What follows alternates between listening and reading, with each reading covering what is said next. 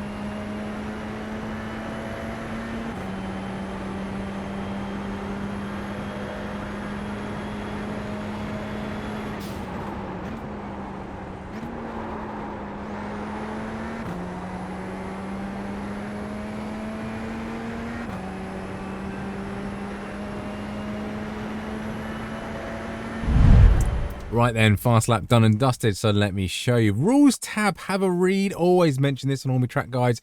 It will tell you where the off tracks are, of what you can and can't do. So give that a gander and make sure you know exactly where you can push track limits.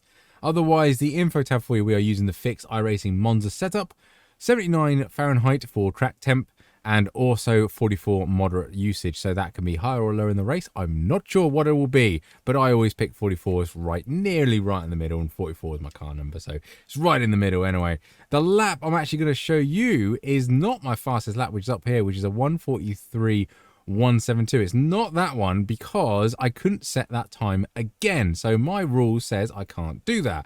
The lap I'm actually going to show you is lap 12, which is a 1:43.456. Now, we did do mid 43s quite a lot. So there's a few 43.8, 43.4 there, 43.6, 43.8, and then a 43.3 right below my head where you can't actually see. You'll have to take my word for it. Or unless I do that, you can see it right down the bottom there. So I think just on the cusp of like mid 43s is where I'm kind of at. My optimal was in the 42s. No idea where that came from. Not going to get that. But that's the lap I'm going to show you anyway. Can go a little bit quicker. It's all about the exit speed here. It's Monza. It's a radical. Slow in, fast out. Insanely important around here, so bear that in mind.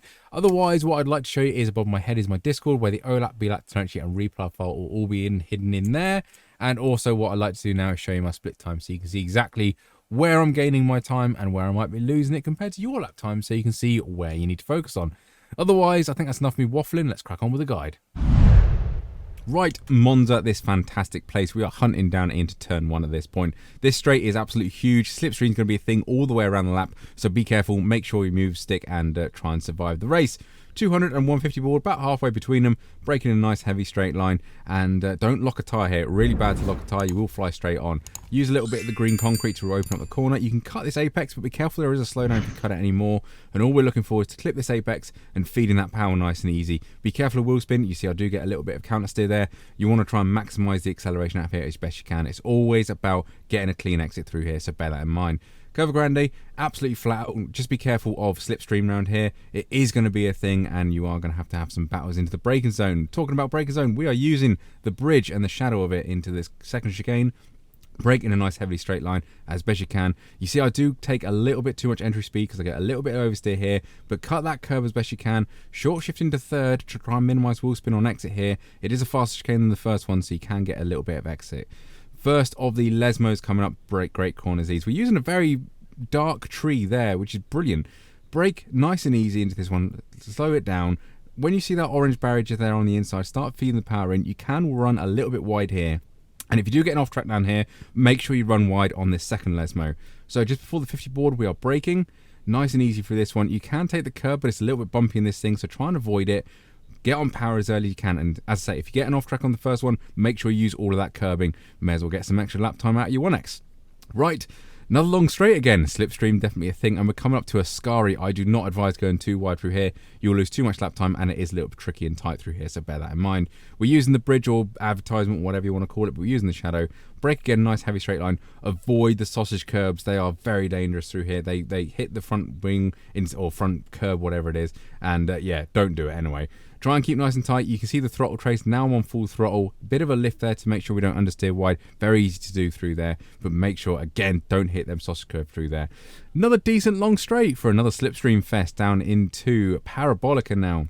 This one, probably one of the most important corners on the track because it's actually quite quick. So just after the start of this sort of green concrete area, you want to brake nice and easy, hug the curb, I found best around here, and ease it around the curb. And until you see that guy on the inside, don't hit the full throttle before then. You want to see the man and then feed in that power nicely.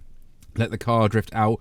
Try and ease off the steering at this point. The car will accelerate quickest when it's in a straight line, so we're trying to help it get to there as quickly as we can. And we just aim for the little bit of white line here and head for the straight line to the braking zone of turn 1 again. Yeah, very interesting round here. It is. I do love Monza. It's a fantastic circuit, but as mentioned, it is going to be a slipstream fest. It's going to be very awkward to run away. So stay safe. Make sure you see the checkered flags. But that was a 1:43.456 across the line. Otherwise, if this did help you out, don't forget to like and subscribe and do that lovely YouTube stuff. Otherwise, thank you very much for watching. I will catch you on the next one.